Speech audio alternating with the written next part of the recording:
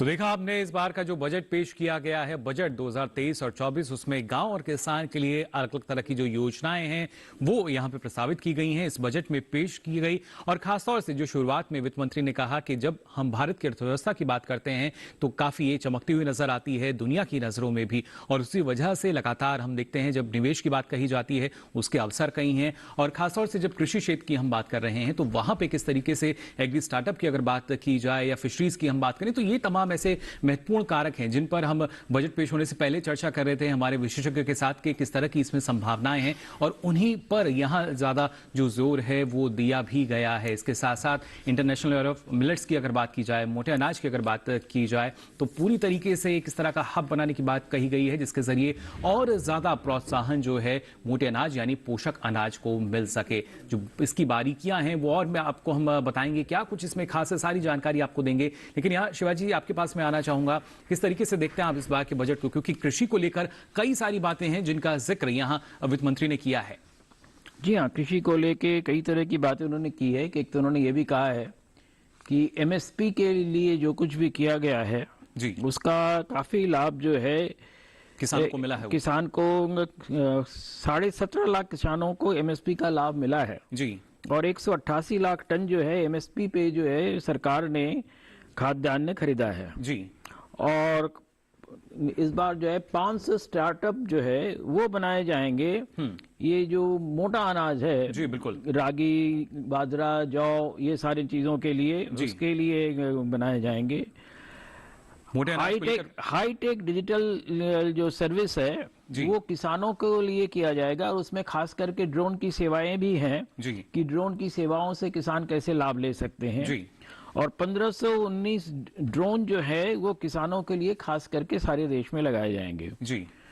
बिल्कुल, तो देखिए ये महत्वपूर्ण बातें हैं जिनको एक एक करके हम यहाँ हमारे जो विशेषज्ञ उनसे समझेंगे भी और आपको बताने की कोशिश करेंगे और सरलता के साथ कि जब वित्त मंत्री ने अपने जब बजट पेश किया, इसकी शुरुआत भी की गई, तो शुरुआत में ही हमने देखा किस तरीके से लगातार जो कृषि क्षेत्र है वो फोकस में रहा। उसके साथ साथ जो ग्रामीण विकास की हम बात कर रहे थे उसको लेकर भी, क्योंकि फिर चाहे महिलाओं की बात की जाए या चिकित्सक के नजरिए से देखें तो तमाम फायदे होते हैं जो हमारे जो ग्रामीण क्षेत्र हैं उन तक भी पहुंचते हैं। और इसी में महिला सम्मान बचत पत्र योजना का भी उन्होंने जिक्र किया। महिलाओं के उत्थान के लिए लगातार सरकार ने हमने देखा है उस पर भी पूरा जोर दिया है। और खासतौर से जब हम इंटरनेशनल ईयर ऑफ मिलेट्स की बात कर रहे हैं, एफपीओ की बात कर रहे हैं, एग्री स्टार्टअप्स की बात कर रहे हैं, तो इसमें भी कहीं ना कहीं शिवाजी जी जो हमारी महिलाएं हैं उनकी भागीदारी सीधे तौर पर देखी जा सकती है। जी हाँ, बिल्कुल, महिलाओं की भागीदारी देखिए खेती में जो है, खेती में 23.5 करोड़ हिंदुस्तान में जितनी नौकरियां हैं होती हैं, एम्प्लॉयमेंट जिस तरह से भी हो, खेती में 23.5 करोड़ नौकरियां हैं जी। और कुल हिंदुस्तान में जो नौकरियां हैं वो 53 करोड़ है। तो आप समझ सकते हैं कि खेती का, इसीलिए अर्थव्यवस्था की रीढ़ हम कहते हैं कृषि को। कृषि रीढ़ है जी, पर हम उस रीढ़ को जितना शायद और मजबूती देना चाहते हैं उतना शायद अभी भी नहीं दे पा रहे हैं जी। क्योंकि कृषि में जो उत्पादन का सारा हिस्सा आता है वो पूरे जीडीपी का लगभग 15% ही अब आ रहा है, पर 54% से ज्यादा लोग यानी लगभग 80 करोड़ लोग जो हैं जी वो कृषि से जुड़े हुए हैं। और आप एक चीज समझ लीजिए, 81 करोड़ लोगों को हम पूरे देश भर में जो जिनको हम फ्री अनाज दे रहे हैं, मुफ्त के अनाज दे रहे हैं, लगभग सारा कृषि से जुड़े हुए ज्यादातर लोग उसी में समाहित हो जाते हैं। ये भी एक बड़ी शायद एक सरकारी खरीद का असर है कि उस वजह से बेहतर वितरण जो है हम कर पाए हैं। नहीं, बिल्कुल सरकारी खरीद के वजह से हम कर पा रहे हैं, ये बिल्कुल आपकी बात सही है जी। कि सरकारी खरीद इतनी हो रही है इसीलिए हम इसको दे पा रहे हैं। 80,000 करोड़ से ज्यादा हम जो है अनाज का जो है ये जो खरीद खर्च है वो इस पे हम दे रहे हैं, सरकार पूरी दे रही है। और उसकी वजह से जो है पूरे देश में जो है ये मुफ्त अन्न वितरण का जो काम चल रहा है वो चल रहा है।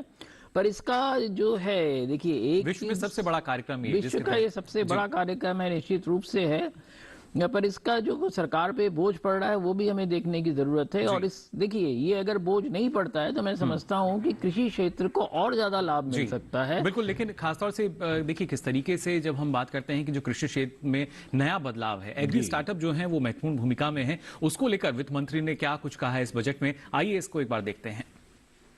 An agriculture accelerator fund will be set up to encourage agri startups. Agri startups खोलने के लिए जो युवा उद्यमी है ग्रामीण क्षेत्रों में, उनके लिए उन्हें प्रोत्साहित करने के लिए कृषि वर्धक निधि स्थापित की जाएगी। इस निधि का उद्देश्य होगा किसानों के सामने पेश आ रही चुनौतियों का नवोन्मेषी एवं किफायती समाधान उपलब्ध कराना। यह कृषि पद्धतियों को बदलने, उत्पादकता एवं उत्पाद को बढ़ाने के लिए आधुनिक प्रौद्योगिकी भी शामिल की जाएगी। अतिरिक्त लंबे रेशेदार कपास की उत्पादकता बढ़ाने के लिए हम पब्लिक प्राइवेट भागीदारी TPP के माध्यम से क्लस्टर आधारित और वैल्यू चेन दृष्टिकोण अपनाएंगे। किसानों, राज्य और इंडस्ट्री के परस्पर सहयोग से इनपुट आपूर्ति, एक्सटेंशन सेवाओं और मार्केट लिंकजों की व्यवस्था की जाएगी। तो मार्केट लिंकेज के जब तक बात हम करते हैं, क्योंकि इसके लिए अब अलग से फंड है। एग्री स्टार्टअप को देखिए किस तरीके से बढ़ावा दिया जा रहा है। कृषि वर्धक निधि जो है, AF जो है, उसका प्रस्ताव यहां दिया गया है, जिसके तहत जो तमाम हम कह सकते हैं जो एग्री स्टार्टअप है उनके सामने जो चुनौतियां रहती थी, अब उन चुनौतियों को कैसे हम कम कर सकते हैं। शिवाजी, आप इस बात का ही जिक्र कर रहे थे कि चुनौतियां हमारे सामने हैं, किस तरीके से उनको हम कम करेंगे। तो एक विकल्प के तौर पर हम देख सकते हैं इस फंड को। नहीं, बिल्कुल ये फंड जो है विकल्प है। देखिए, मैं 2-3 चीजें और है वो भी मैं बता देता हूँ जो खास करके कृषि से जुड़े हुए हैं। जैसे गोवर्धन 500 नए गोवर्धन संयंत्र लगाए जाएंगे जी। प्रधानमंत्री प्रणाम एक स्कीम है जो खास करके जो फर्टिलाइजर का प्रोग्राम है उससे जुड़ा हुआ है।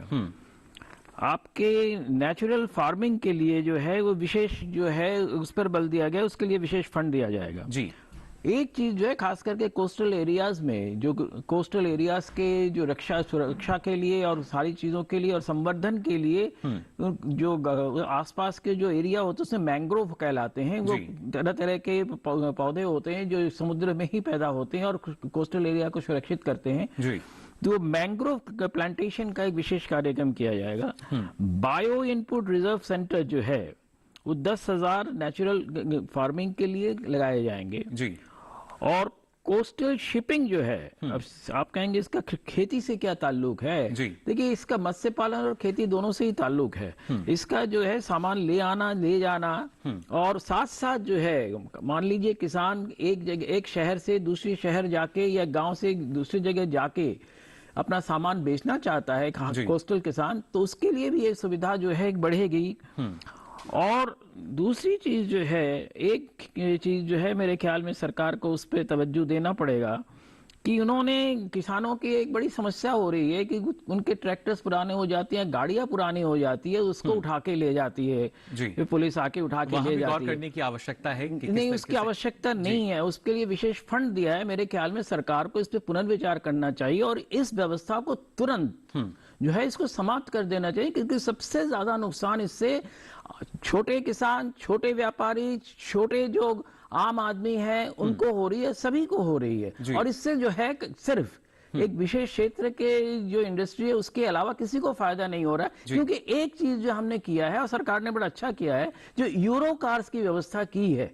यूरो कार्स में पॉल्यूशन बहुत कम आते हैं। चलिए, और जिस तरीके से लॉजिस्टिक्स का ध्यान रखा जा रहा है इस तरफ भी ध्यान देना जरूरी है, माना शिवाजी का। यहाँ अजीत जी आपके पास आना चाहूंगा। आप किस तरीके से देखते हैं इस बजट को, जिसमें एग्री स्टार्टअप की बात कही गई है और उसके साथ साथ एक नई योजना जो कि प्रधानमंत्री मत्स्य संपदा योजना की योजना रहेगी, उसके लिए भी हम कह सकते हैं बजट दिया गया है। मुकुल जी, सबसे पहले तो जो बजट आज जो आया है इसकी मैं सराहना करता हूँ। बहुत ही अच्छा बजट इन्होंने दिया है सरकार ने किसानों के हित में जी। और श्री अन्न की जो शुरुआत इस बजट में करी है वो बहुत ही बेहतरीन है। और इसके साथ साथ आप देखो जो 6,000 करोड़ का मत्स्य को दिया है वो युवाओं को कहीं ना कहीं प्रेरित करने का काम करेगा जी। डेयरी सेक्टर में भी दिया है, कपास को लेकर दिया है, और सबसे बड़ी बात जो हम कर रहे थे कि किसान अपनी उपज जो करता है उसको क्लस्टर के माध्यम से कंज्यूम कहाँ करे जी। वो सबसे बड़ी बात है कि उसके लिए मार्केट के नई लिंकअप तैयार करना है।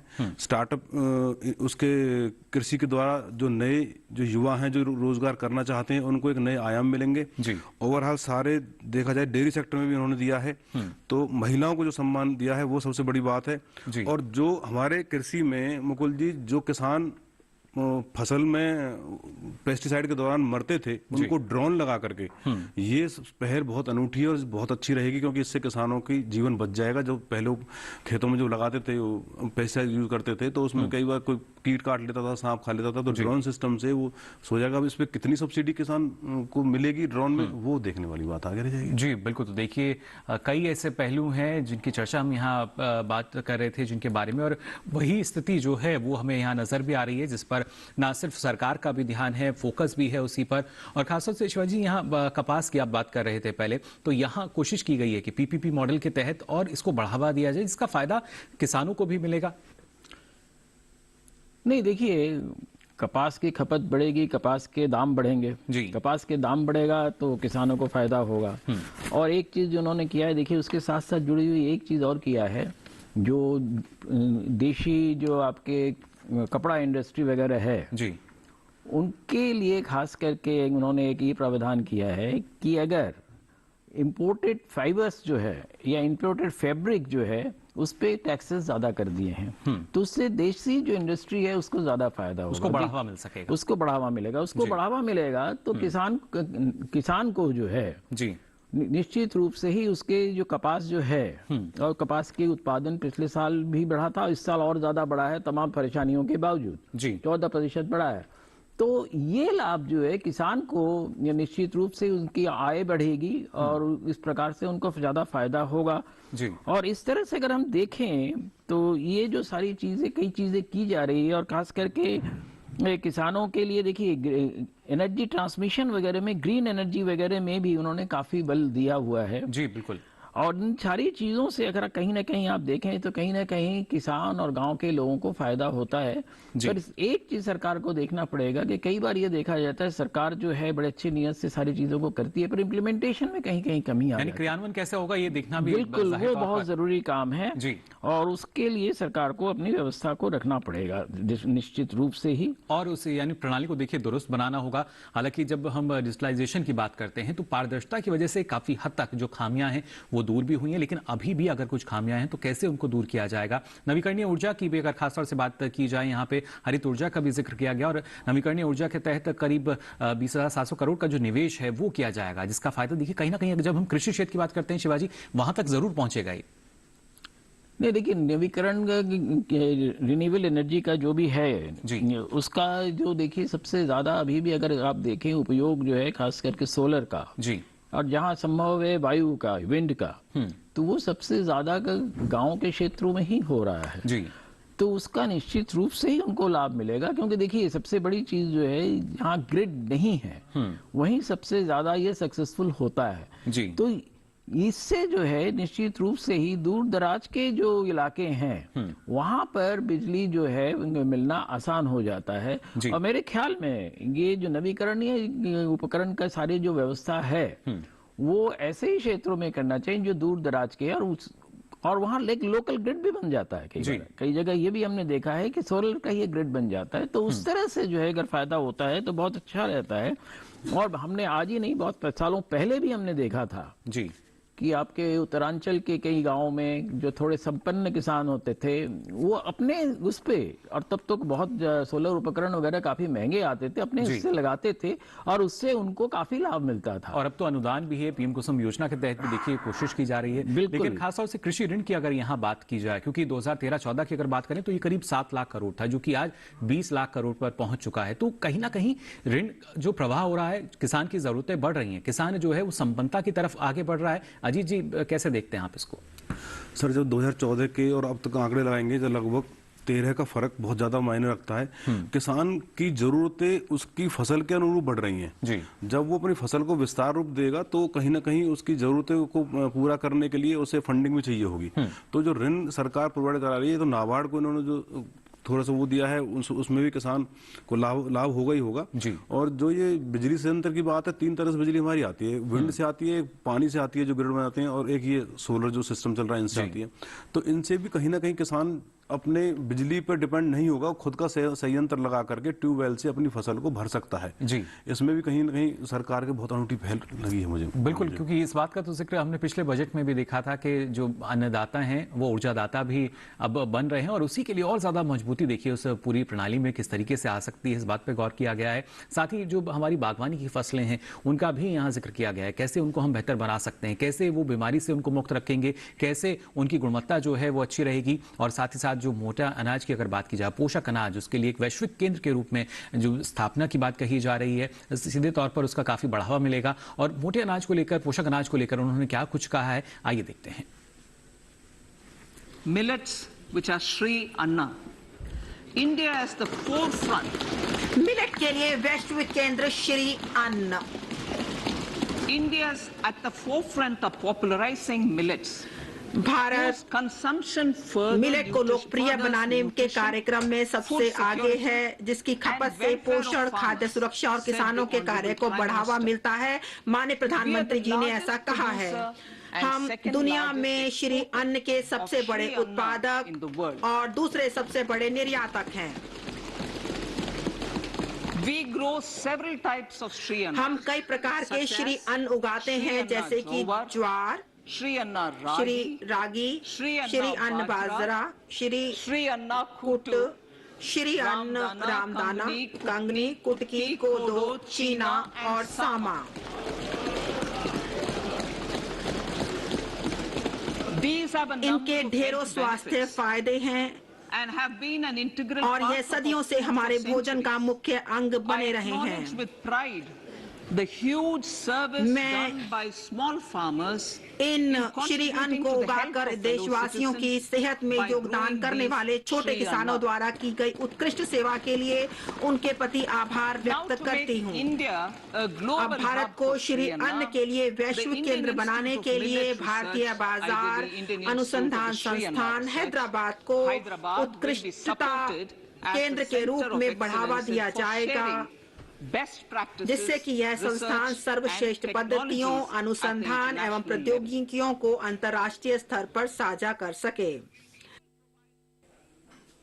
तो जाना आपने देखी किस तरीके से जब मोटे अनाज को वैश्विक केंद्र बनाने की जब हम बात कर रहे हैं, इसके लिए संस्थान जो है हैदराबाद स्थित वो लगातार प्रयासरत रहा है और उसकी सराहना पिछले दिनों मन की आवाज में प्रधानमंत्री ने भी की थी। और अब देखिए जिम्मेदारी भी बढ़ जाती है, जो किसान हैं वो भी लगातार सोच रहे हैं कि किस तरीके से और कृषि क्षेत्र को बढ़ावा वो दे सकते हैं, विकास विस्तार कर सकते हैं। लेकिन इस बजट की क्या क्या बड़ी बातें रही, आइए इस पर भी हम नजर डाल लेते हैं, आपको बता देते हैं क्या कुछ खास रहा है। अगर बड़ी बातों पर अगर हम नजर डालें इस बार के बजट की, जो कि महत्वपूर्ण बातें हैं जिनको जानना आपके लिए जरूरी है, इस पर भी आइए नजर डालते हैं। 10 खास बातें आपको बता रहे हैं। एग्री स्टार्टअप खोलने के लिए कृषि वर्धक निधि की स्थापना और ग्रामीण क्षेत्रों में ये स्थापना की जाएगी, जिससे हर एक गांव तक जो है उसका लाभ मिल सके। साथ ही मिलेट के लिए भारत में श्री अन्न वैश्विक केंद्र बनाने की बात कही गई है। दुनिया में श्री अन्न भारत का सबसे बड़ा उत्पादक और उसके साथ साथ उपभोक्ता के तौर पर भी हम देखे जाते हैं। वहीं तीसरी बड़ी बात आपको बता रहे हैं, आत्मनिर्भर स्वच्छ पौध कार्यक्रम का शुभारंभ होगा, जिसमें 2200 करोड़ रुपए खर्च किया जाएगा। बीमारी मुक्त गुणवत्ता युक्त कैसे बागवानी की फसलें वो मिल पाएंगी। साथ ही पशुपालन, डेयरी और मत्स्य पालन पर कृषि ऋण बढ़ाने का जो लक्ष्य है वो 20 लाख करोड़ रुपए तक, देखिए जो कुल लक्ष्य की अगर हम बात करते हैं उसमें बढ़ावा किया गया है। और खासतौर से 6000 करोड़ रुपए के निवेश के साथ पीएम मत्स्य संपदा योजना की एक नई उपयोजना की शुरुआत की जाएगी। जिस तरीके से असीम संभावनाएं इस क्षेत्र में मौजूद हैं, वहीं अगर कपास फसल की हम बात करते हैं तो इसकी उत्पादकता बढ़ाने पर भी जोर है। पीपीपी मॉडल के जरिए उत्पादन बढ़ाया जाएगा, किसानों को फायदा पहुंचाने की कोशिश की जाएगी। साथ ही किसानों को कैसे हाईटेक कर सकते हैं, कृषि क्षेत्र के लिए डिजिटल पब्लिक का भी निर्माण किया जाएगा, जिस पर लगातार हम बात कर रहे थे कितना फायदा मिलेगा। और खासतौर से 20 लाख करोड़ रुपए का जो कृषि ऋण है वो बांटने का लक्ष्य भी रखा गया है, जिसके तहत जो तमाम आवश्यकताएं हैं किसानों की वो पूरी हो सकें। और वहीं जैसा हम आपको बता रहे हैं, मोटे अनाज के लिए श्री अन्न योजना की शुरुआत भी की गई है। अपने आप में ये काफी महत्वपूर्ण, किस तरीके से देखिए मोटे अनाज को लेकर ना सिर्फ इंटरनेशनल और मिलेट्स हम मना रहे हैं, बल्कि लगातार आपको हम बता भी रहे हैं कि जो हमारी बागवानी की फसलें हैं उसके लिए बाकायदा आत्मनिर्भर ग्रीन प्लांट प्रोग्राम यानी आत्मनिर्भर स्वच्छ पौध कार्यक्रम का जो शुरू की बात कही गई है यहाँ पर, जिसका फायदा यही होगा कि बीमारी मुक्त जो हमारी पौध हैं वो रह सकती हैं, गुणवत्ता युक्त रहेंगी। और उसी के लिए 2200 करोड़ रुपए का जो प्रावधान है वो यहाँ रखा गया है। लेकिन सबसे ज्यादा असीम संभावनाएं जो हम जब देख रहे थे कृषि निर्यात में भी अगर देखते हैं, जो हमारे हमारा सी फूड का निर्यात है वो बड़े पैमाने पर होता है। पिछले बजट में हमने देखा था प्रधानमंत्री मत्स्य संपदा योजना को बढ़ावा दिया गया और इस बार भी 6,000 करोड़ रुपए की एक नई उपयोजना इसके जरिए जोड़ी गई है। इस बारे में हम जानकारी लेंगे। हमारे साथ डॉक्टर केवल पाठक जी जुड़ चुके हैं। आप पूर्व कुलपति रह चुके हैं तुवासु मथुरा से। इनसे हम यहाँ आपको जानकारी दिलाएंगे कि कितना लाभ जो है वो हमारे किसानों को मिल सकता है जब हम बात करते हैं मत्स्य क्षेत्र की। और इसके साथ साथ ये भी अपने आप में महत्वपूर्ण डॉक्टर पाठक के लगातार जो हमारे किसान हैं आगे बढ़ रहे हैं उनका भी हम कह सकते हैं मनोबल बढ़ता है जब लगता है कि सरकार हमारे साथ खड़ी है, हमारी मदद कर रही है। देखिए, भारत सरकार का मुख्य उद्देश्य यह है कि जो हमारे देश के किसान हैं वो खुशहाल बने, चाहे वो पशुपालन से जुड़े हों, चाहे वो कृषि व्यवसाय से जुड़े हों, चाहे मत्स्य पालन व्यवसाय से जुड़े हों। और इस तरह का जब बजट आता है, जैसा आज बजट आया है, इसलिए निश्चित रूप से बजट जो है ये किसान हितकारी है। उनका प्रोत्साहन, आपने सही कहा कि जब सरकार साथ खड़ी है, इसे कहते हैं ना कि सरकार साथ जब खड़ी है तो हमारे किसान को चिंता करने की आवश्यकता नहीं है। मैं एक वैज्ञानिक होने के नाते मैं ये महसूस करता हूं कि जो स्कीम्स आज के इस बजट में किसानों को प्रोत्साहन देने के लिए, उनकी आमदनी बढ़ाने के लिए जो दी गई है, ये निश्चित रूप से हमारे देश की जो विशेष रूप से ग्रामीण क्षेत्र की जो अर्थव्यवस्था है उसको बढ़ाने में बहुत ज्यादा मदद करेगा। और साथ ही साथ जो रोजगार के लिए इसमें नए नए अवसर पैदा होंगे, स्किल इंडिया की बात करी गई है। और एक बहुत अच्छी जो जैसे हम सब जानते हैं कि ये जो वर्ष है, जो ये इंटरनेशनल ईयर ऑफ मिलेट, और मिलेट के मामले में हिंदुस्तान तो वर्ल्ड में सबसे आगे है। सबसे ज्यादा जो मोटा अनाज है वो हमारे यहीं पैदा होता है और हमारा देश मोटे अनाज के लिए जाना जाता है। तो ये जो इस तरह की जो नई स्कीम्स जो है इसको बढ़ावा देने के लिए, तो निश्चित रूप से मेरा मानना है कि ये जो बजट है ये निश्चित रूप से हमारे किसानों के लिए बड़ा हितकारी साबित होगा और बड़ा फायदेमंद रहेगा। जी बिल्कुल, देखिए बड़ा फायदेमंद ये रह सकता है। और साथ ही अक्सर हम देखते थे किसानों की जो समस्याएं रहती थी भंडारण को लेकर भी रहती थी। इससे पहले भी हमने देखा है कि किस तरीके से सरकार ने प्रयास किया है कि जो भंडारण की समस्या है वो दूर हो सके। हमने देखा था यहाँ अजीत जी, पहले कृषि अवसंरचना कोष की शुरुआत की गई, उसके तहत ना सिर्फ जो गोदाम है वो बनाए गए, कोल्ड चेन की हम बात करते हैं, अलग अलग प्रोसेसिंग यूनिट भी उसके जरिए बनाई गई। और अभी भंडारण पर भी यहाँ बात कही गई है कि कैसे एक बेहतर स्थिति जो है वो हो सकती है, उसके लिए भी जो हमारे किसानों का उत्पाद है उसको कैसे हम सुरक्षित ढंग से भंडारित कर सकें, उसका भी जिक्र इसमें किया गया है। मुकुल जी, अगर कहीं ना कहीं आप देखेंगे तो सरकार की जो नीयत है और उसकी जो मंशा है वो किसान को समृद्ध बनाने की है। जी, इस बजट में हम ये कहेंगे ये बजट उत्सव 2023 है किसानों के लिए, क्योंकि ये एक त्योहार से कम नहीं है। जी बिल्कुल, ये दो सालों का बजट आज ही दे दिया, 23 का भी, तो 24 में चुनाव है। जी, तो इसमें देखो ना आप, सारी चीजें आप देखो, किसानों को एक तो उस पर ला रहे कपास पर जी, और दूसरा मोटे अनाज पर ला रहे हैं। इनमें लागत किसान की बहुत कम होती है और मुनाफा बहुत ज्यादा होता है जी। तो कहीं ना कहीं किसान को एक मार्केट में खड़ा करना जी, और भारत को विश्व में अपनी पहचान बनाने के लिए जो मिलेट की जो खेती हम करेंगे, उनको भंडारण करने के जरिए एक्सपोर्ट जो हम करेंगे, वो शायद मुझे लगा पूरे विश्व में ये सरकार एक्सपोर्ट करेगी और भारत का नाम कहीं ना कहीं रोशन होगा पूरे। जी, अभी भी रोशन हो रहा है और भी ज्यादा बेहतर स्थिति में हम देख सकते हैं, क्योंकि शुरुआत में उन्होंने कहा कि जब सरकार के जो पहला कार्यकाल था उसकी जब शुरुआत हुई थी तो हमारी जो अर्थव्यवस्था थी वो दुनिया में 10वें स्थान पर नजर आती थी, और आज के समय की अगर बात की जाए तो हम 5वें पायदान पर पहुंच चुके हैं, जो कि दर्शाता है कि कैसे जो विकास है वो हमारे देश में हो रहा है। और एक ऐसी अर्थव्यवस्था है जहां पे दुनिया भर की निगाहें टिकी हुई हैं कि किस तरीके से निवेश यहां किया जा सकता है, क्योंकि अपार संभावनाएं हैं और इसका फायदा धीरे धीरे हमारे जो किसान हैं उनको भी मिलता है। शिवाजी जी, यहाँ आपसे जानना चाहेंगे, क्योंकि और भी जब हम खासतौर से निवेश की जब बात करते हैं, शुरुआत में आपने कहा था कि निवेश की अभी भी आवश्यकता है, और जब इस तरह की असीम संभावनाएं नजर आती हैं तो जाहिर तौर पर निवेश के विकल्प भी अब बढ़ेंगे यहाँ पर। निश्चित रूप से निवेश के विकल्प बढ़ेंगे। उसमें देखिए, निवेश के विकल्प जब बढ़ते हैं तो उसमें थोड़ा सा किसान को भी और सरकार को भी थोड़ा सचेत रहना पड़ता है, क्योंकि निवेश के विकल्प जब बढ़ते हैं कुछ और कई तरह के तत्व आ जाते हैं जो उसका लाभ ले जाते हैं और किसान को नहीं मिलता है। तो इसको जो है किसान को और सरकार को मिलकर रोकना पड़ेगा, और उसमें जो है कई तरह के तत्व आते हैं जी, तो उन चीजों को बहुत गौर से देखना पड़ेगा और उसको सोचना पड़ेगा कि ऐसी चीजें ना हो कि सरकार की नीयत जो है वो तो बहुत सही है जी, पर उसमें कहीं थोड़ा सा भी इधर उधर हो जाता है जी, तो नुकसान किसान को होता है, भारत की जनता को होता है। तो वो ख्याल रखने की चीज है। कई और चीजें इसके साथ हम देखें तो देखिए, एक कॉन्सेप्ट उन्होंने क्या है कि हर प्रोडक्ट के लिए एक यूनिटी मॉल जो है वो बनाया जाएगा, और गांव में शहर में अलग अलग तरीके से जिस तरह से बनाए जाएंगे, उससे एक पर्टिकुलर प्रोडक्ट का जो है उसमें जो है उसका बिक्री वगैरह में जो है एक बढ़ावा मिलेगा।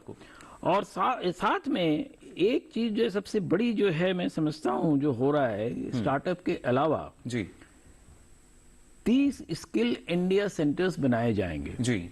और ये 30 स्किल इंडिया सेंटर जो है वो इस तरह से किए जाएंगे कि जो नए बच्चे हों या जो लोग लगे हुए हैं उनका जो बेसिक स्किल है उसमें बढ़ावा मिले और वो अपने क्षेत्र में अच्छी तरह से काम कर सके। और ये जो स्किल इंडिया का क्षेत्र है किसानों के लिए भी है। किसान इसमें कैसे लाभ लेंगे, मेरे ख्याल में जो सरकार के एक्सटेंशन सिस्टम्स हैं उनको ये समझाने की थोड़ी सी जरूरत होगी। और किसान अगर इसको करेंगे तो इंडिविजुअल व्यक्तिगत रूप से किसानों को उससे बहुत लाभ मिल सकता है, स्किल्स डेवलप कर सकते हैं। स्किल डेवलपमेंट के लिए सरकार के पास फंड भी है, लोन भी उपलब्ध है, सारी चीजें हैं, तो वो सारी चीजें हो सकती है।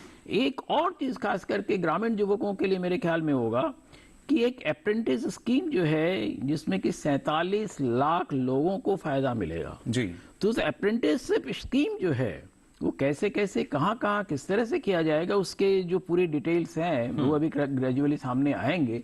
तो उसका लाभ जो है किसानों को और किसानों के जो बच्चे हैं उनको मिल सकता है। और उससे भी देखिए स्किल इंडिया और ये अप्रेंटिसशिप स्कीम मैं समझता हूँ दोनों को जोड़ के एक साथ देखना चाहिए क्योंकि दोनों एक दूसरे के परिपूरक है। यानी उनके कौशल को निखारने के लिए हम कह सकते हैं कि इसका प्रावधान भी रखा गया है कि कैसे उनको और बेहतर एक उद्यमी के रूप में हम स्थापित कर सकते हैं। उस पर भी सरकार का एक तरीके का फोकस यहाँ रहा है, जोर यहाँ रहा है। और खासतौर से डॉक्टर पाठक अगर देखा जाए, क्योंकि जब हम मोटे अनाज की बात करते हैं या एक स्टार्टअप की बात करते हैं, एक किसान जो है शायद अब और मेहनत के साथ या और नई उमंग के साथ वो अपनी खेती किसानी में जुटा रहता है, लेकिन उन्हीं के जो बच्चे हैं वो अब शायद एक छोटा सा चीज जोड़ना चाहूंगा इसमें शायद हम लोगों ने ख्याल नहीं किया कि इनकम टैक्स दरों में जो है जो सुधार किए गए हैं, जो डिफरेंट स्लैब्स को कम किए गए हैं, इससे जो है मुझे लगता है सबसे ज्यादा जो लाभ मिलेगा वो आम छोटे किसानों को और मध्यम वर्ग के किसानों को मिलेगा जिनकी आमदनी लगभग समझ लीजिए 15 लाख तक की है सालाना, उनको सबसे ज्यादा फायदा मिलेगा कि वो रेट्स बहुत कम किए गए हैं। तो ये एक जो है मुझे लगता है कि किसानों को जो है जो अब टैक्स जो है इनकम टैक्स तो उनको भी देना पड़ता है, ऐसा नहीं इनकम टैक्स नहीं देना पड़ता है, तो उनका जो इनकम टैक्स देना है वो कम देना पड़ेगा, तो उनकी बचत कुछ बढ़ जाएगी।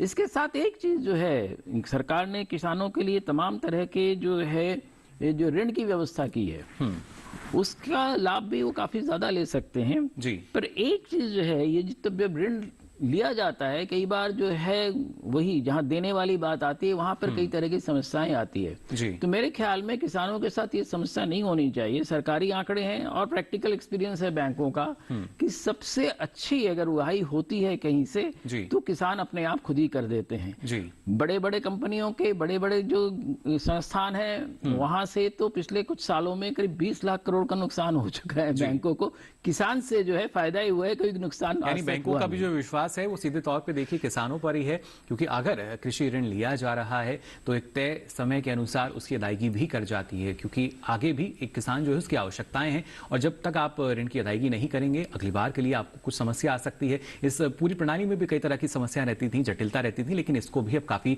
सरल बना दिया गया है। डॉक्टर पाठक ने कहा भी है इसको। जी बिल्कुल डॉक्टर पाठक, आपसे मैं जानना चाहूंगा, क्योंकि जब हम बात करें कि कैसे जो एक मध्यम वर्ग है या हमारे छोटे सीमांत किसान है उनको यहाँ कर से राहत दी गई है, जो हमारे एग्री स्टार्टअप है उनके लिए भी ये प्रावधान रखा गया है साल भर के लिए कि वो टैक्स फ्री एक तरीके से रह सकते हैं, तो कितना लाभ इसके जरिए हम कह सकते हैं। एक कोशिश रहती है कि शुरुआत में जब भी हम किसी भी नए व्यापार से जुड़ रहे हैं या नया हमारा एग्री स्टार्टअप है तो वहां पे अड़चने कई आती हैं, तो ऐसी स्थिति में हम कह सकते हैं कि मनोबल आत्मविश्वास बढ़ जाता है युवाओं का भी। देखिए गांव का जो युवा है वो इस खोज में रहता था कि मैं अगर स्किल इंडिया स्टार्टअप से जुड़ूं तो मेरे पास पैसा नहीं है, मेरे पास संसाधन नहीं है, तो इन सबको आगे बढ़ाने के लिए जो है सरकार आगे आई है।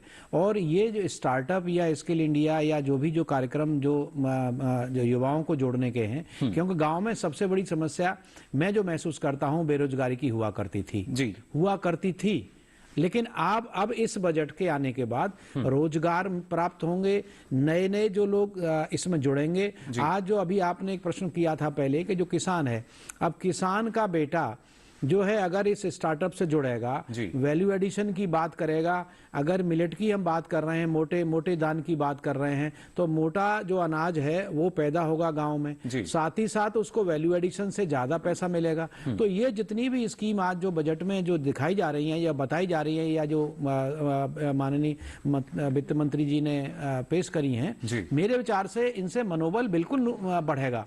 और खासकर अच्छा ये एक बात और है मुकुल जी कि ये किसी विशेष क्षेत्र के लिए नहीं है, ये सारे स्टार्टअप या जो इसके लिए के इंडिया के जो प्रोग्राम जोड़े जा रहे हैं, जो बजट में माननीय वित्त मंत्री जी बोल रही हैं, तो ये पूरे समग्र देश के लिए है, सारे ग्रामीण क्षेत्र के लिए है। चाहे आप नॉर्थ ईस्ट की बात करें, चाहे आप ईस्ट इंडिया की बात करें, चाहे आप नॉर्थ इंडिया की बात करें, तो इनसे इस तरह के बजट का जो ओवरऑल मैं महसूस करता हूं कि एक तो किसान का मनोबल बढ़ेगा, दूसरा जो हमारा जो युवक है, जो युवक युवतियां हैं जो कि रोजगार की तलाश में हैं, जो सरकारी नौकरी के चक्कर में जो है लगे रहते हैं और वो इस आसम में बैठे रहते हैं कि हमें सरकारी नौकरी मिलेगी, उनको भी स्वयं भी रोजगार पैदा करेंगे इससे और साथ ही साथ जो दूसरों को भी रोजगार देंगे। तो जो उद्देश्य है भारत सरकार का, उद्देश्य यह है कि जो हमारे गांव हैं, गांव की अर्थव्यवस्था मजबूत बने, हमारा समाज आर्थिक रूप से मजबूत बनेगा, हमारा गांव मजबूत बनेगा तो हमारा देश भी मजबूत बनेगा। जी बिल्कुल। तो देखिए किस तरीके के जो बदलाव की बात हम कर रहे हैं वो यहाँ झलकता हुआ नजर आ रहा है। और खासतौर से अजीत जी, क्योंकि जब पशुपालन की हम बात करते थे तो पहले तो जो पशुपालक हैं उनकी समस्या ये भी होती थी कि भाई अगर साफ सफाई की जब हम बात करते हैं तो गोबर बड़ी समस्या रहता था, लेकिन उसके लिए बाकायदा गोवर्धन योजना जो है उसकी शुरुआत की गई थी और उसी के लिए अब 500 नए जो संयंत्र हैं वो स्थापित करने की बात भी कही गई है इस बजट में। सर ये बड़ी अच्छी पहल इस बजट में करी गई है, क्योंकि पहले जो गांव के जो किसान थे उनको गोबर की बड़ी समस्या आज भी है जी, वो कहाँ डालेंगे, लेकिन अब ये जो नया बजट में इनका प्रावधान किया है ये कहीं ना कहीं किसानों को उस समस्या से निजात दिलाने का काम करेगा जी। और एक जो सबसे बड़ी पहल ये कि जो किसान को इस बजट के माध्यम से एक नया बाजार मिलेगा। जो मिलेट्स की वो खेती करेंगे, पहले हमारे पास बाजार नहीं थे इन सब चीजों के लिए, तो वो परंपरागत खेती करते थे, धान उगा लेते थे और चावल और गेहूं, लेकिन अब मिलेट्स के जो जरिए किसान को भी एक नए बाजार आयाम स्थापित होंगे और वो किसान की कहीं ना कहीं, जैसे साहब ने बताया था कि वैल्यू एड करके वो कहीं ना कहीं उसमें अपना कहीं रोजगार भी स्थापित कर सकते हैं और नाबार्ड के माध्यम से जो ग्रामीण युवक हैं वो अपना छोटा को कारोबार लगा करके वो अपना बहुत फल फूल सकते हैं। बजट बहुत अच्छा है जी। मुकुल जी, कोविड के बाद एक बात और हुई देश में, देखिए एक तो लोग जो है सभी हमारे भारतवासी या क्या पूरे विश्व के लोग जो अपने स्वास्थ्य के लिए बड़े सचेत हो गए, तो ये जो मिलेट हैं ये बड़े स्वास्थ्यवर्धक हैं, आदमी के स्वास्थ्य के लिए बहुत अच्छे हैं, तो ये और एक इसलिए और इसको बूस्टअप मिलेगा। मैं समझता हूं कि गांव में इस तरह के जो रोजगार लग जाएंगे जो कि उसको प्रोसेस करेंगे, वैल्यू एडिशन करेंगे, तो निश्चित रूप से ये जो है, और एक हमारा जो भारत वर्ष है जहाँ के हम लोग मिलेट उगाने में आज से नहीं पहले से भी उगाते थे, लेकिन बीच जैसे आप कह रहे हैं कि हमारे इसका उनको दाम नहीं मिलता था, लेकिन अब उसका बाजार उपलब्ध होगा, उसकी अच्छी कीमत मिलेगी। और जो स्किल इंडिया या स्टार्टअप के थ्रू जो हमारे बच्चे हैं वो क्या करेंगे कि इसमें नए नए जो वैल्यू एडिशन के जो है अपने प्रोग्राम लगाएंगे और साथ ही साथ नई चीज उपलब्ध होगी जो कि स्वास्थ्य के लिए अच्छी होगी और उसमें मार्केट मिलेगा, मार्केट के साथ अच्छी कीमत मिलेगी। तो निश्चित रूप से जो किसान एक बीच में ये होता था कि भाई या तो गेहूं उगा लो या चावल उगा लो, लेकिन अब एक नया एक आयाम जो है माननीय प्रधानमंत्री जी ने आह्वान भी किया, अपने मन की बात में भी कहा है, तो हमारे देश को ये वो प्रोत्साहित कर रहे हैं। यानी कहीं ना कहीं अब तो मिलेट्सप्रेन्योर की हम बात कर रहे हैं। चलिए सीधा रुख कर लेते हैं, रांची से हमारे साथ जो किसान हैं वो जुड़ रहे हैं और वहाँ पे भी बैद्यनाथ महतो जी हैं वो हमारे साथ जुड़े हुए हैं यहाँ पर। बैद्यनाथ जी बहुत बहुत स्वागत आपका। जानना चाहेंगे आपसे किस तरीके से FPO की बात की जाए या सहकारी संस्थाओं की बात की जाए तो इन पर भी एक विशेष जोर रहा है सरकार का, उनके जरिए भी किस तरीके से कृषि क्षेत्र का विकास विस्तार हम कर सकते हैं, आप किस तरीके से देखते हैं इसको? बैद्यनाथ जी आवाज मिल रही है आपको? सर सबसे पहले मेरा जोहार और नमस्कार। हाँ आवाज मिल रही है सर जी? हेलो जी बैद्यनाथ जी आवाज आ रही है?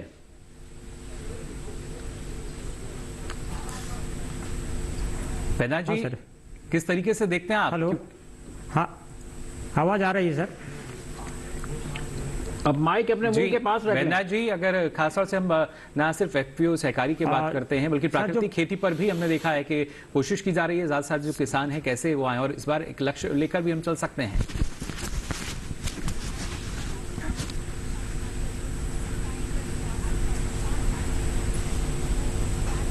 सर, प्राकृतिक खेती जो भारत सरकार के द्वारा या प्रधानमंत्री जी के द्वारा जो पूरे भारतवर्ष में बहुत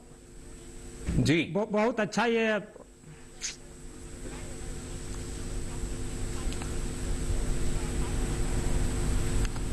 जी, चलिए, थोड़ी सी कहीं ना कहीं जो हिचक है वो हमारे किसानों में रहती है, लेकिन उसके फायदे की बात जब आती है तो जरूर वो हमारे साथ बातचीत के लिए ये प्राकृतिक खेती है, चूंकि किसानों के लिए पूरे भारतवर्ष में बहुत ही जी बैद्यनाथ जी, काफी लाभकारी योजना है सर, खेती ये बहुत ही लाभकारी योजना है, चूंकि किसानों को प्राकृतिक खेती के माध्यम से। सर, आवाज जा रही है ना मेरा? जी, आपको सुन पा रहे हैं हम। बहुत ही लाभकारी योजना है सर, काफी लाभकारी योजना, और साथ ही आपके साथ और भी जो किसान हैं वो मौजूद हैं। सर, ये प्राकृतिक खेती बहुत ही लाभकारी योजना है सर, क्योंकि किसानों को बहुत ही जाहिर तौर पर देखिए जो किसान हैं उत्साहित भी रहते हैं, लेकिन जब बात की जाती है अलग अलग तकनीक को लेकर और खासतौर से क्योंकि सर ये बहुत ही लाभकारी योजना है, क्योंकि किसानों को इसमें हल चलाना कि किस तरीके से जो हमारे किसान हैं उनकी क्या प्रतिक्रिया रही है वो भी जानने की हम कोशिश करेंगे। फिलहाल रांची से हमारे साथ कुछ किसान जो हैं जुड़े हुए थे और यहाँ भी हम चर्चा कर रहे हैं कितना महत्वपूर्ण है कि जब खासतौर से प्राकृतिक खेती को हम बात कर रहे हैं तो इसके लिए भी प्रावधान रखा गया है। इस बारे में शिवाजी जी क्या जोड़ना चाहेंगे आप? देखिए, इसमें पीएम प्रणाम का जो स्कीम है वो ऑल्टरनेटिव फर्टिलाइजर्स के लिए वर्चुअली, और जिसमें कि बेसिकली जो ऑर्गेनिक फार्मिंग वगैरह के लिए जो मैन्योर्स वगैरह झाड़े बनाए जाएंगे जी, तो उसके लिए जो है एक अलग से प्रोग्राम चलाया जा रहा है। क्योंकि एक तो सामान्य रूप से अगर देखें अगर आप तो फर्टिलाइजर की समस्या हर वक्त रहती है। दूसरी चीज जो जैविक कृषि के लिए जिस तरह के खाद वगैरह की जरूरत होती है वो अगर किसान खुद ही पैदा करते हैं या गांव में पैदा हो जाता है, आसपास पैदा हो जाता है, तो उससे किसान को भी लाभ मिलता है और जो कृषि का जो एक संवर्धन होता है वो भी होता है। तो ये प्रधानमंत्री कृषि योजना जो फर्टिलाइजर प्रोग्राम जो है, ऑल्टरनेटिव फर्टिलाइजर प्रोग्राम जो है, उसका पर्पज वही है कि गाँव में जो ऑर्गेनिक खेती हो या दूसरे तरह की खेती हो, हर तरह से जो एक ऑल्टरनेटिव केमिकल फर्टिलाइजर की जगह दूसरे तरह के जो फर्टिलाइजर है उसका ज्यादा इस्तेमाल किया जा सके जी। इसके साथ अगर दूसरी चीज एक और देखें, अगर एक वाइब्रेंट विलेज का प्रोग्राम बनाया गया है और ये वाइब्रेंट विलेज में जो है खास करके बॉर्डर एरिया के जो गांव है उस पर जो है खास करके तवज्जो दिया जाएगा। ये बॉर्डर एरिया के गांव जो हैं, खास करके सीमांत क्षेत्र के जो हैं और इंटरनेशनल बॉर्डर्स के आसपास के जो क्षेत्र हैं, वहाँ के गांव की जो बातें हैं, तो वहाँ का कई तरह की समस्याओं से वो ग्रसित होते हैं। उनके साथ कम्युनिकेशन का भी इशू आता है, ट्रांसपोर्टेशन का इशू आता है, और साथ साथ जो एक ऐसी जगह पे होते हैं जहां एक सुरक्षा के माहौल में कहीं ना कहीं हर वक्त प्रश्न चिन्ह लगा होता है। तो वैसी जगहों के लिए जो है ये जो वाइब्रेंट विलेज प्रोग्राम है, इसमें मतलब देखिए इसका अगर उद्देश्य अगर आप सोचें क्या है, तो जहां दूर दराज के जो गांव हैं उनमें कैसे संवर्धन हो, खेती के लिए संवर्धन हो, उनके रोजगार के लिए संवर्धन हो, सारी चीजें किस तरह से किया जाए, इस पर सरकार ने एक तवज्जो खास करके दिया है। क्योंकि खास करके देखिए सरकार के जितने प्रोग्राम्स हैं होते तो पूरे देश के लिए है, पर कई बार जो है कुछ छोटे छोटे जगह छूट जाते हैं। ये वाइब्रेंट गाँव के जो प्रोग्राम है वो इसलिए है कि वैसे छोटे छोटे गाँव जो है वो न छूटे जी। तो ये मेरे ख्याल में एक विशिष्ट एक रिमोट एरिया के लिए एक बहुत अच्छा कार्यक्रम होगा, जिसमें कि गांव के किसान जो है सीधे देश की अर्थव्यवस्था से जुड़ सकते हैं जी। और ये उनके लिए और मेरे ख्याल देश के लिए भी बड़ा अच्छा रहेगा। क्योंकि देखिए जीडीपी अगर बढ़ता है कहीं भी 1 रुपया भी, तो वो अगर एक रुपया एक आदमी का जुड़ता है, 140 करोड़ आदमी है तो 140 करोड़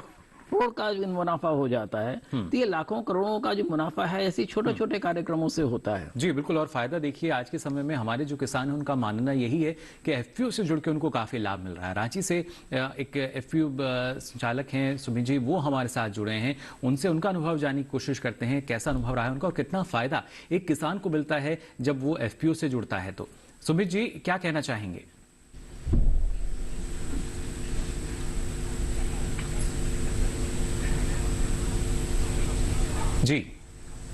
जी सभी को जोहार और नमस्कार।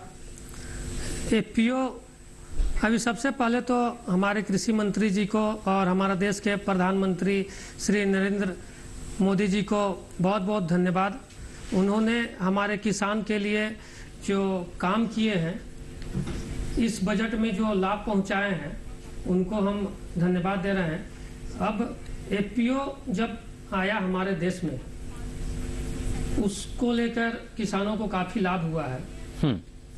इसमें छोटे छोटे किसान जुड़ने के बाद उनकी जो व्यवस्था है, जब वो बाजार में अपने फसल को बेचने जाते थे उस वक्त उनको काफ़ी समस्या होती थी कि ऊंचे रेट में नहीं बेच पाते थे, बिचौलिए उनको ठगते थे। लेकिन अब क्या है कि एफपीओ एक समूह बन गया। समूह बनने के बाद एफपीओ के जो सदस्य हैं उनके जो भी उत्पाद है उनको खरीदते हैं, खरीद के दूसरे जगह बेचते हैं ऊंचे दर पर, जिससे कि किसानों को लाभ हो रही है। और जी, काफी लाभ जो है वो देखिए हमारे किसानों को मिल रहा है। और ये हम नहीं कह रहे हैं, जो किसान नरेंद्र खुद मोदी बता रहे जी जो बजट लाए हैं उससे हमारे किसान को लाभ इस एफपीओ को मिलेगा। जी जी बिल्कुल, काफी लाभ जो है इसके जरिए मिल सकता है। शिवाजी जी, आप कुछ कहना चाह रहे हैं? मैं ये कहना चाह रहा हूँ, तो देखिए हमने बजट आने से पहले भी इस पे बात की थी जी कि सरकार की जो एक एसएएस स्टडी है जिसमें खास करके गांव के, रूरल एरियाज के और किसानों के बारे में खास करके चर्चा की गई है, उसमें उन्होंने यही पाया है कि दो जो खास करके जो एक प्रचार किया जाता रहा है कि एपीएमसी से फायदा नहीं होता है, तो उन्होंने ये कहा कि नहीं, एपीएमसी जो है कोई किसी भी तरह के मोनोपोलिस को बनने से रोकती है। जी, ये एक अपने आप में बहुत बड़ी चीज है कि मोनोपोलिस का रुकना जो है अपने आप में एक बहुत बड़ा अचीवमेंट है कि वो जो एपीएमसी करती है। और इसलिए एपीएमसी को उन्होंने जो सजेशन दिया है उस स्टडी में कि एपीएमसी को जो है और बढ़ावा दिया जाए। और एपीएम के हिस्से के साथ उन्होंने ये भी कहा है कि ये जो फार्मर्स प्रोड्यूसिंग ऑर्गेनाइजेशंस हैं, एफपीओस जो है, उसको भी जो है संवर्धन करना चाहिए, क्योंकि इससे भी जो है किसान स्वयं जो है वो समझता है कि कैसे मार्केटिंग करना होता है, बहुत सारी चीजों के अपने अपने प्रोडक्ट्स के बारे में उसको अच्छा ज्ञान होता है।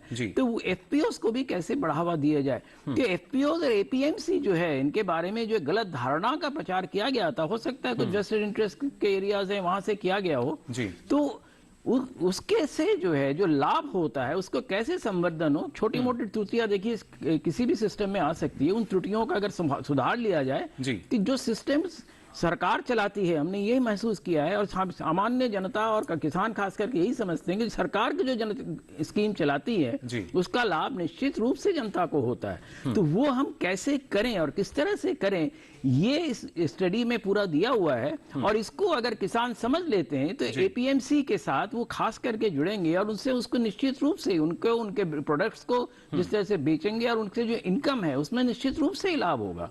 और जो बाहरी तत्व कई बार आके इनको गुमराह करते हैं उसमें रुकावट आएगी। जी बिल्कुल, और उसके लिए पहले भी हमने देखा था सरकार ने किस तरीके से जो ई-नैम है इसकी शुरुआत की थी, और करीब अगर देखा जाए तो 1,74,00,000 से अधिक किसान जो हैं वो इस पोर्टल पर भी जुड़े हुए हैं और अच्छा खासा कारोबार जो है वो इस पर होता है।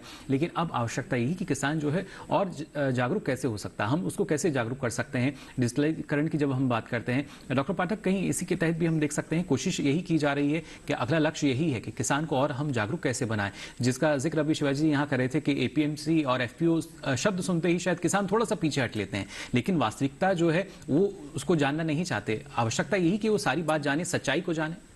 बिल्कुल, देखिए लोगों को देखिए सरकार स्कीम बनाती है, किसके लिए बनाती है?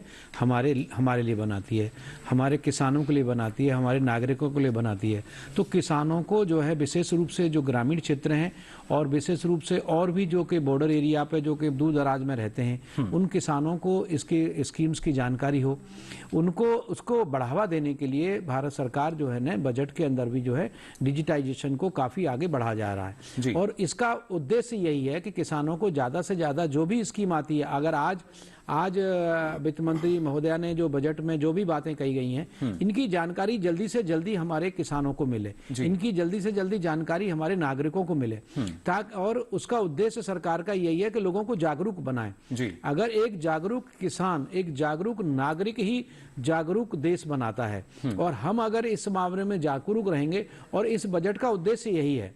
और ये जो डिजिटल जिसकी बात कर रहे हैं, आपने प्रश्न पूछा, ये निश्चित रूप से इसी को आगे आगे बढ़ाने का एक तरीका है, उसका एक माध्यम है, ताकि ज्यादा से ज्यादा लोगों को इस प्रोग्राम से जोड़ा जाए। पोर्टल बनाए जा रहे हैं, पोर्टल से भी जानकारी मिलती है। किसी भी क्षेत्र के लिए आपको कहीं भी जानकारी हो, पहले सिर्फ एक गूगल पर जाया करते थे, गूगल पे लोग डिपेंड करते थे, लेकिन अपने खुद के हमने अपने इतने पोर्टल बना लिए हैं। उन पोर्टल के माध्यम से उद्देश्य सिर्फ इतना ही है, किसानों को, विशेष रूप से हमारे जो महिला किसान हैं, जो ग्रामीण क्षेत्र में जो किसानी से जुड़ी हुई हैं। अब हम बात करते हैं आज की तारीख में जो सबसे ज्यादा जिसको कहा जा रहा है कि प्राकृतिक खेती। अब प्राकृतिक खेती सिर्फ एक शब्द नहीं रहा है, प्राकृतिक खेती आज की आवश्यकता हो गई है जी।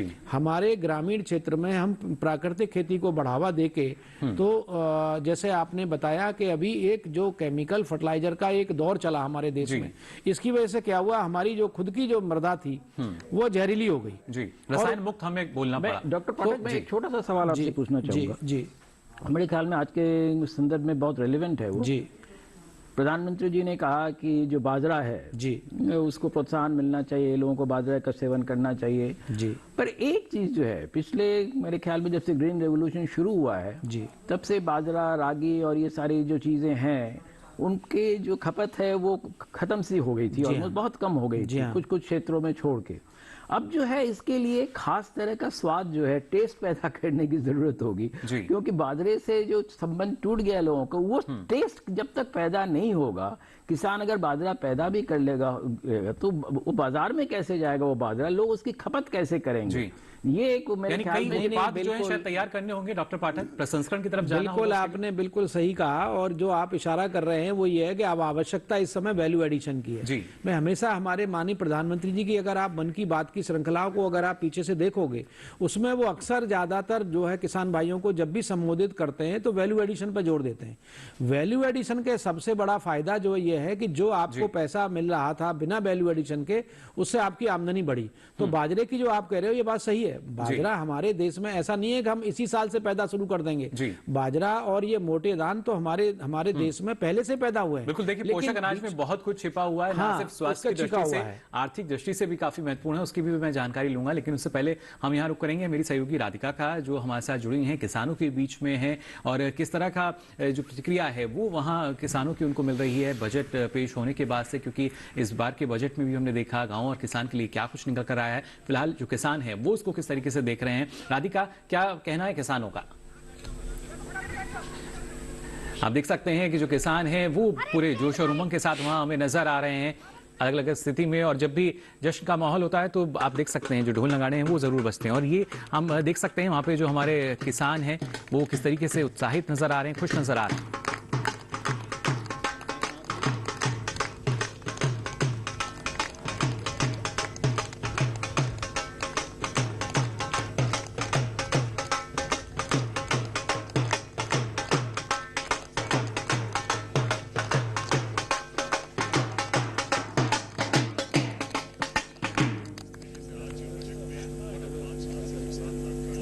राधिका, क्या कहना है हमारे यहाँ जो किसान हैं? तो जी आप देख रहे थे खुशी का माहौल यहाँ पर बना हुआ है, ढोल बज रहा है, किसानों के चेहरे पर मुस्कुराहट है। अमृतकाल का पहला बजट जो है वो पेश हो चुका है। महिलाओं के लिए बहुत कुछ है, किसानों के लिए बहुत कुछ है। जो उम्मीदें महिलाओं ने यहाँ पर रखी गई थी वो कितनी पूरी हो रही है उसकी जानकारी भी हम यहाँ पर लेंगे, क्योंकि हमारे साथ यहाँ पर महिलाएं भी बैठी हुई है। देखिए, बजट का इंतजार जो था वो हर सेक्टर को था, लेकिन किसानों के बीच है। किसानों को लंबे अरसे से इंतजार था कि बजट में ये होना चाहिए, और जैसे ही बजट का पिटारा खुला तो किसानों ने कहा कि जो हम चाहते थे वो पूरा हुआ है। लेकिन अब हम किसानों की जुबानी सुन लेते हैं कि किस सेक्टर को कितना मिला है, लेकिन किसानों के लिए क्या कुछ आया है। हमारे बीच ढेर सारे यहाँ पर किसान है, पहले तो जोरदार से तालियां बजा दीजिए भाई। बजट का पिटारा खुल चुका है, आपके खाते में बहुत कुछ आया है। ये मान लेते हैं कि जब बजट आता है तो सबसे ज्यादा उम्मीदें जो है हर सेक्टर को होती हैं, लेकिन कहीं ना कहीं जो हमारे किसान भाई है जो खेती करते हैं उनको उम्मीद होती है कि जो पिछली योजनाएं थी उन योजनाओं में कितना बदलाव कर दिया गया है, उनके खाते में कितनी राशि आई है। पीएम सम्मान निधि को लेकर भी था, तो हमने देखा कि 2.2 लाख करोड़ जो पीएम सम्मान निधि में भी यहाँ पर हम देख रहे थे। उसके अलावा हम कह रहे हैं कि अमृतकाल का पहला जो कहीं ना कहीं ये बजट था, 20 लाख करोड़ रुपए की जो ऋण राशि है वो बांटने का लक्ष्य यहाँ पर रखा गया है। मोटे अनाज का जिक्र जो पूरा हिंदुस्तान कर रहा था, और उसी की बात आज बजट में भी की गई थी, यानी कि अन्न योजना की शुरुआत कर दी गई है। और पूरे वैश्विक स्तर की हम यहाँ पर बात करें, मोटे अनाज को लेकर जाया जाएगा जी। पोषक अनाज, मोटा अनाज जो वैश्विक स्तर पर लेके जाने की बात हो रही थी, लेकिन आज जो बजट आया उससे कितनी खुशी? बहुत खुशी है। बजट में जो 150 करोड़ से बढ़ के ना 220 करोड़ कर दिया, हम बहुत खुश हैं। धन्यवाद मोदी जी। ठीक है मोदी जी, जैसा भी लोग, ऐसा प्रधानमंत्री नहीं आज पहली बार प्रधानमंत्री आज जिसने किसानों को गले लगाया है। किसी प्रधानमंत्री ने कभी महसूस नहीं होने दिया कि मैं प्रधानमंत्री हूँ, लेकिन मोदी जी ने जो किसानों को सहारा दिया है उससे हम बहुत खुश हैं। तो आप देख रहे हैं किसान क्या कह रहे हैं, क्योंकि बजट को टेक्निकली तौर पर देखा जाए इतना किसान नहीं समझ पाएंगे, थोड़ा वक्त लगेगा, लेकिन जितना समझ पाए हैं उसमें बहुत खुश है। जी, बजट से कितनी खुशी है आपको? खुशी है जी मोदी जी, धन्यवाद आपका। धन्यवाद। तो देखिए मुस्कुरा रहे हैं, धन्यवाद दे रहे हैं। और भी हमारे यहाँ पर किसान हैं। जी आप खड़े होइए, बजट की हम यहाँ पर बात कर रहे हैं, क्या कुछ कहेंगे? बहुत खुशी है साहब, बजट सराहनीय है। मोदी जी का ऐसा बजट है जो सबके लिए लाभदायक है। तो आप किसानों को सुन रहे हैं, जो बजट आया है उसके लिए कहना है कि देखिए अन्न योजना, अब कहीं ना कहीं जो हमारा पोषक अनाज, मोटा अनाज लगाने वाला किसान है वो खुश होगा। जी देखिए जी, मोटे अनाज की जो बात कही है बजट में बहुत अच्छा है। अन्न योजना की शुरुआत हो चुकी है, किसानों के लिए बहुत बढ़िया बजट है। बहुत बहुत धन्यवाद मोदी जी, बहुत बहुत धन्यवाद वित्त मंत्री जी। जय हो। तो यहाँ पर वित्त मंत्री निर्मला सीतारमण का भी धन्यवाद किया जा रहा है, क्योंकि महिला ने जब बजट पेश किया है। जी मैं बजट के लिए मोदी जी को 10 में से 10 नंबर देता हूँ। देव पुरुष है मोदी जी, देव पुरुष। धन्यवाद मोदी जी। अच्छा, क्या इस बजट में कितने नंबर देंगे सरकार को? 10 में से 10, पूरे 10 में से 10 नंबर। मैं तो देना चाहता था 20, पर 10 में से 10 नंबर मिले। तो 10 में से 10 नंबर देने का जो आंकड़ा है वो भी आप सुन रहे होंगे, क्योंकि पूरा हिंदुस्तान यहाँ पर हमारे किसानों को सुन रहा है। किसानों को कहना है कि लगातार जो कहीं ना कहीं हमारी निगाहें थी वो टीवी पर थी। निर्मला सीतारमण क्या कुछ किसानों के खाते में दे रही है, सरकार क्या कुछ नई चीजें लेकर आई है। जैसे ही बजट का पिटारा खुला, किसानों ने तालियां बजाना, ढोल बजाना शुरू कर दिया है। माहौल ऐसा था कि मिठाइयां बंट रही थी, महिलाएं गीत गा रही थी, लेकिन और भी हमारे किसान भाई हैं। जी 1 करोड़ किसानों के ऑर्गेनिक खेती, प्राकृतिक खेती के लिए मोदी जी ने हमें इतने बेहतरीन तरीके से ऑर्गेनाइज किया है। इससे किसानों के जो 1 करोड़ किसानों का जो खेती है वो जाके जहरीला मुक्त हो जाएंगे, और इससे हिंदुस्तान के अनाज बाहर एक्सपोर्ट होगा। जो हमारी हिंदुस्तान में अनाजों की कमी है उससे ज्यादा बेहतर अनाज ऊपर है। हमारे खेती किसानों की जान जो खेती है, उस किसानों के लिए बहुत बहुत मोदी जी धन्यवाद आपको देता हूँ। इनके बारे में आप बजट में जो रखा उसके लिए धन्यवाद। क्या बात है। 1 लाख कहीं ना कहीं इन्होंने कहा कि 1 करोड़ लोगों को ऑर्गेनिक खेती से जोड़ने की बात जो हुई है उसके लिए काफी खुश है, क्योंकि जहर मुक्त खेती को करना है। जो हमारी जमीन है उसे कहीं ना कहीं हमें उपजाऊ बनाना है, और किसान अब समझ रहा है, बजट को समझ रहा है। बजट में कई बातें हुई हैं। जी क्या नाम है और क्या होने वाला है? बजट को लेकर कितने खुश हैं आप? बहुत खुश हैं जी। मैं रामपाल सिंह, छावला गाँव, दिल्ली से। हर फील्ड में बहुत अच्छा बजट दिया है मोदी सरकार ने। खास तौर से किसानों के लिए जो 20 लाख करोड़ रुपया दिया है कृषि ऋण के लिए, इसके लिए बार बार धन्यवाद मोदी जी का। मोदी जी हैं तो मुमकिन है। मोदी जी से अच्छा कोई नहीं प्रधानमंत्री मिला इतनी उम्र में हमें, लेकिन सरकार की तरफ नहीं जा रहे हम। किसकी सरकार है? जो काम किसानों के लिए हो रहा है उसके लिए फिर एक बार बार बार धन्यवाद मोदी जी का। 20 लाख करोड़ जो ऋण बांटने का यहाँ पर कृषि ऋण की बात कर रहे थे, और आप भी समझ रहे होंगे कि कृषि ऋण के लिए बार बार धन्यवाद मोदी जी को दिया जा रहा है। कुछ युवा महिलाएं भी हमारे साथ हैं, बुजुर्ग महिलाएं भी बैठी हुई है जितना समझ पाई हैं, लेकिन उनका यही कहना है कि बजट जो आया है, पिछली बजट की अगर यहाँ पर जिक्र करें उससे बढ़कर जो बजट किसानों के खातों में आया है उसको लेकर खुश है। जी जय जवान जय किसान। मैं Preeti Kuldeep Chaudhary, Delhi karate planetary incharge. सिर्फ मोदी जी ने किसानों के लिए नहीं बल्कि महिलाओं को भी आगे बढ़ने का अवसर दिया है। उनके लिए जो बजट उन्होंने लागू किए हैं उनके लिए महिलाएं उनके लिए हमेशा खड़ी हैं। हर हर मोदी, घर घर मोदी।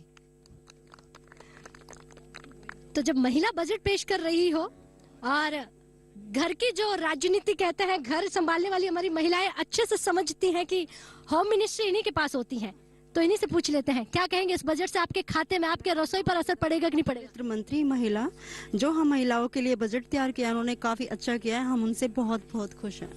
हर हर मोदी, घर घर मोदी। नमस्कार।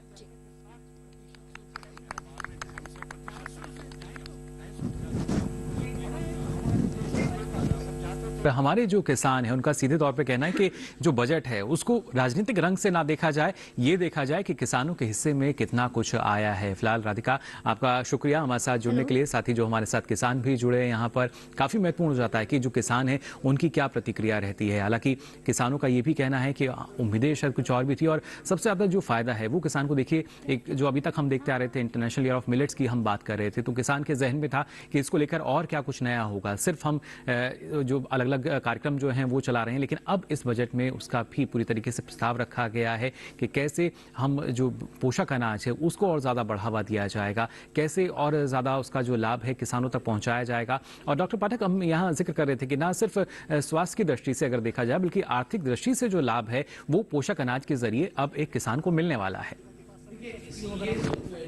मैंने पहले भी कहा कि माननीय प्रधानमंत्री जी जब भी अपनी, अगर आप उनकी पुरानी देखोगे जिसमें मन की बात में बार बार वो जिक्र करते हैं और किसानों को, विशेष रूप से महिलाओं को प्रोत्साहित करते हैं कि आप किसी भी, कोई भी आप क्रॉप पैदा करो, कुछ भी पैदा करो, लेकिन उसमें वैल्यू एडिशन करो।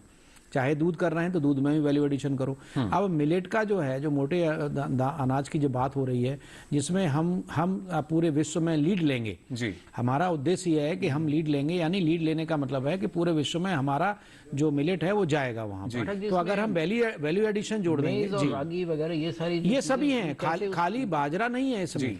ऐसा नहीं है, मैं यहाँ भी स्पष्ट कर दूं मुकुल जी कि हम सिर्फ बाजरे की बात नहीं कर रहे हैं, इसमें जो है रागी भी आ जाती है, जैसे आपने कहा मक्का भी आ जाती है। तो ये सब जो हैं ये बड़े पोषक हैं। ये हमारे कुछ लोगों को बीच में ऐसा हो गया, अरे आप रागी खा रहे हो, तो लोग सोचते थे कि ये बीमार हैं, ये बीमार है इसलिए बाजरे की खिचड़ी खा रहे हैं। ऐसा नहीं है, या परहेज कर रहे हैं। ये वाकई सच्चाई है, ये सच्चाई है। आप मोटा अनाज खा रहे हैं तो शायद कुछ बीमारी तो लोग सोचते हैं कोई गरीब होंगे, या फिर कोई परहेज डॉक्टर ने बताया होगा कि भाई आप पेट के लिए थोड़ा रागी ले लीजिए, या ऐसा नहीं है। ये बड़े भारी पोषक हैं। और मैंने जैसे पहले कहा कि कोविड के बाद हर व्यक्ति ये महसूस करने लगा है कि अगर हम स्वस्थ हैं तो हम सब कुछ कर सकते हैं। तो स्वस्थ बनाए रखने के लिए ये जो हमारे जो मोटे अनाज हैं ये बहुत ज्यादा पोषक हैं। और इनको, जैसे अभी आपने कहा कि लोगों में स्वाद डेवलप करना है।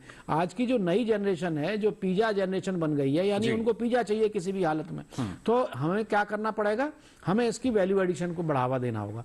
इसलिए इस बजट में वैल्यू एडिशन पर भी जोर दिया गया है। और हमेशा माननीय प्रधानमंत्री जी का यह मानना है कि आप ग्रामीण, ऐसा नहीं है कि आप शहर में रह के ही वैल्यू एडिशन कर पाएंगे।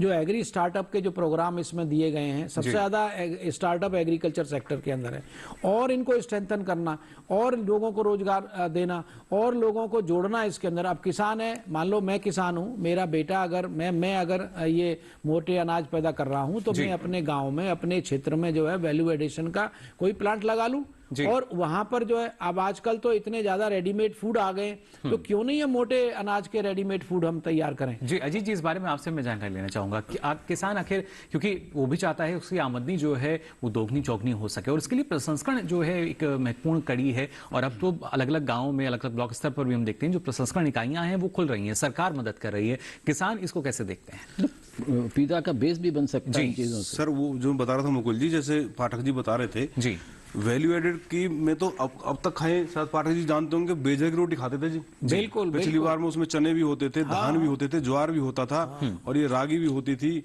मक्का भी होती, सब होती थी। तो अपने आप में वैल्यू एडेड तो है ही है, लेकिन इसके कारण जो अमृत काल में ये जो बजट आया है और श्री अन्न का जो उसमें चला है, ये तो अपने आप में ही वैल्यू एडेड हो जाएगा, क्योंकि इन सबको मिलाकर के जो एक आटा तैयार होता है उसको ये जनरेशन खाए और विदेश में भेजे।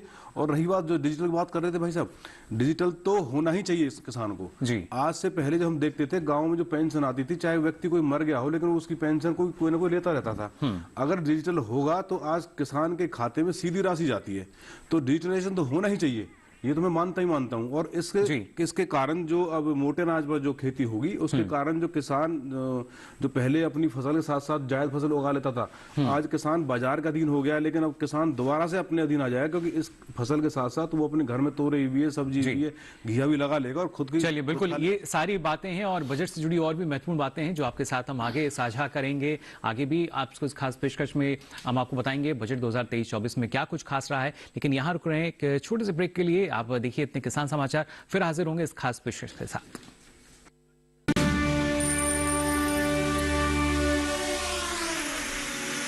ये सब